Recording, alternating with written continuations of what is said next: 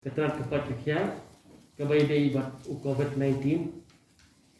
mentah kesini mulai tarik ku Ogos araja arfu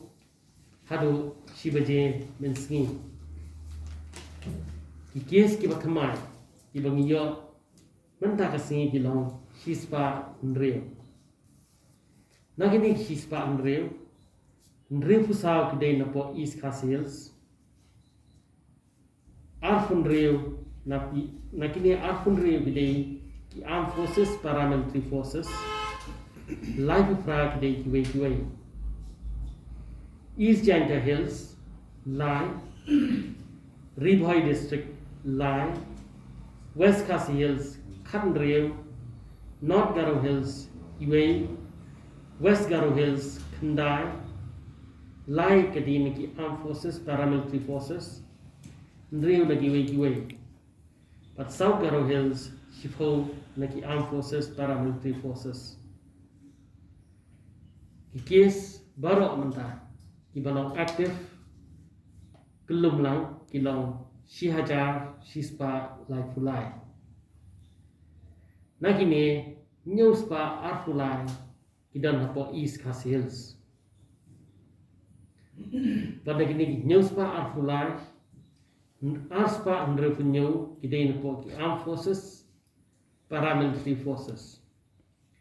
South pa san punreo kidai no kiwe West Khasi Hills South Southwest Khasi Hills iwe Ribhoi Khandai pusau nakini Khandai pusau Armed Forces Paramilitary Forces kidan apunreo but kiwe nreo pupra West Janta Hills lie East Janta Hills Khatsau West Garo Hills Arspa Arfulai pada kini ki Arspa Arfulai Hispa sa funreo kedai ki Armed Forces Paramilitary Forces nyo na kiwe Southwest Garo Hills South Garo Hills Khatar pada kini Armed Forces Paramilitary Forces kedai shifo kiwe kilong ha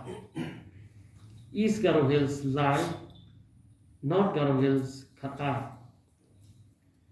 kibalar government takasi kilong nyo iwe na North Garo Hills na Ribhoi iwe na po East Janta Hills but line po East Khasi Hills Benamin mir idon iwe ibakhlap but ibakhlap mentah kilapoi hado pra kapa kiba la recover baru ada mentah kilong news pa nyong real